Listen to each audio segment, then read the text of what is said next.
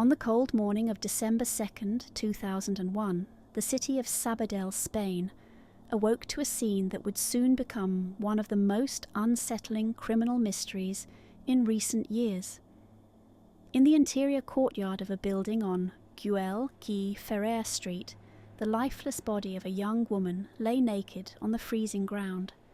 Her body bore burn marks in several areas. Her head was disfigured from the impact, and at that moment no one could identify her. It wasn't until the family of a missing young woman reported her disappearance that the pieces began to fall into place. The victim was Helena Jubany, a 27-year-old librarian who had vanished 2 days earlier. But what had happened in the hours leading up to her death?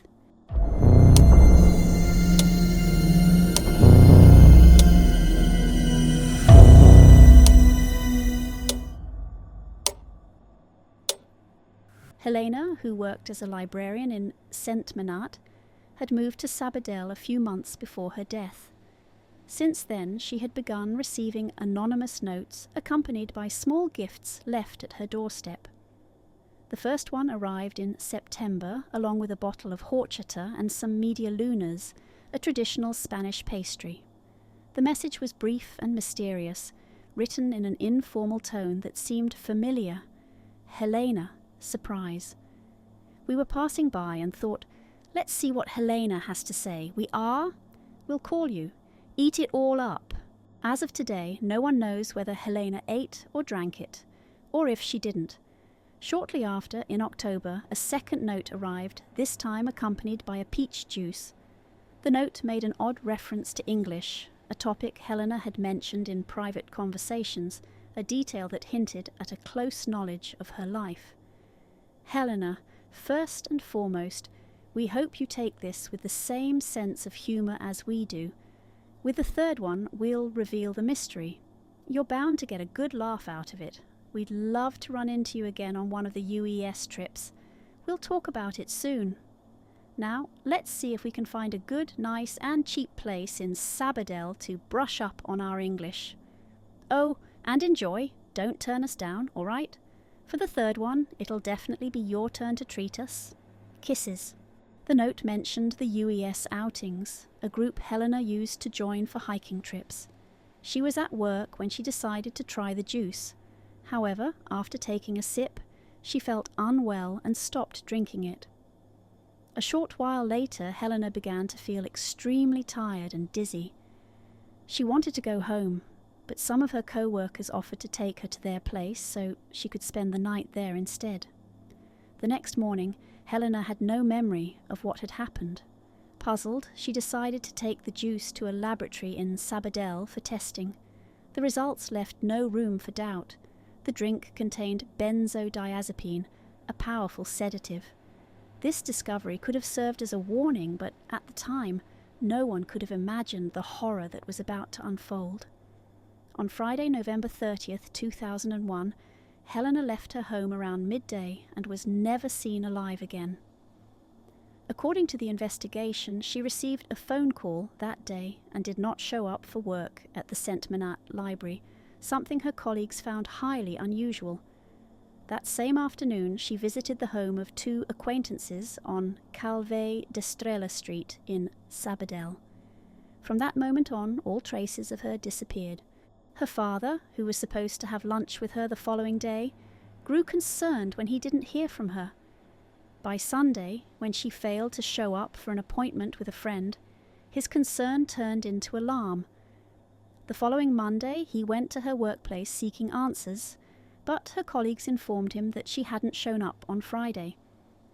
That's when he reported her disappearance to the authorities, and the police made the connection to a body found in an interior courtyard. Helena had been identified, but her death remained shrouded in mystery. The autopsy revealed chilling details. Helena had been drugged with a dose of sedatives 35 times the normal amount, enough to leave her in a semi-comatose state, but not enough to kill her. Disturbingly, the evidence suggested that when she was thrown from the rooftop, she was still alive.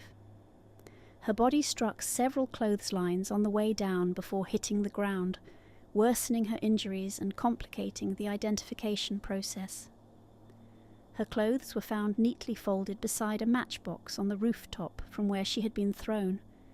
Strands of her hair were also discovered on the terrace, along with traces of a whitish substance in her vagina, the origin of which was never determined.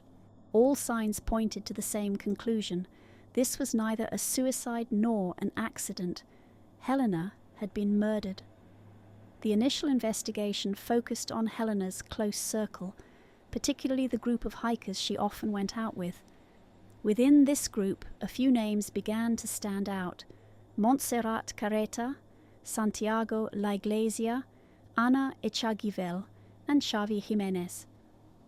Montserrat lived in the building from which Helena had been thrown. Interestingly, on November 30th, she skipped her classes. In fact, none of the four could provide a clear explanation of their whereabouts on the night of the crime, or why none of them showed up to work on December 3rd.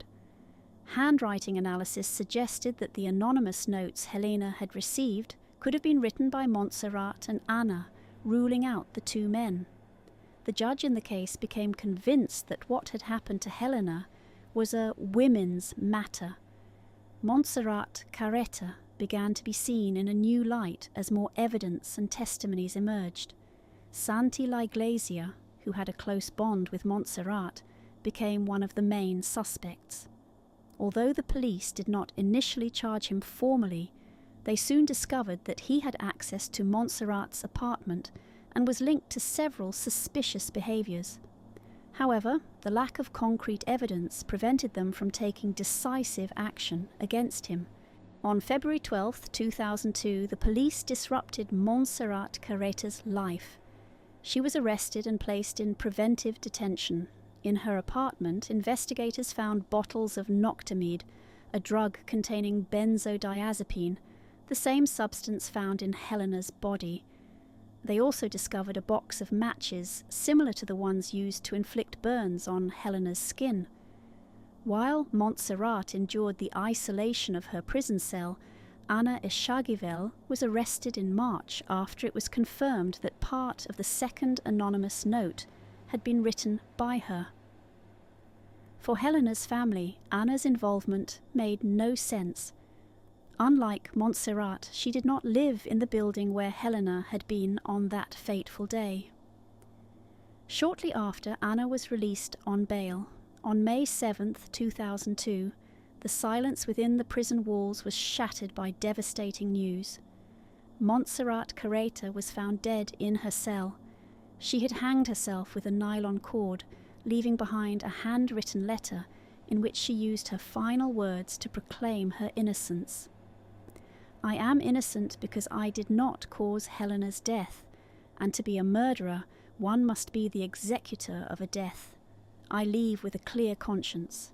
Montserrat seemed to know, or at least suspect, the truth. But she took her secret to the grave, a silence that ultimately benefited those still at large. With her death, the case began to fall apart. Months later, in October 2002, with the investigation at a standstill, Helena's family proposed a new hypothesis.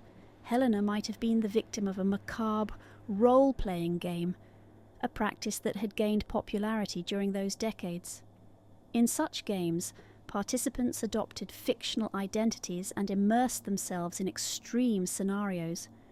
Helena herself had mentioned to acquaintances that she was receiving anonymous letters. Rather than being frightened, she was intrigued by them. The family urged authorities to investigate the two men in the hiking group.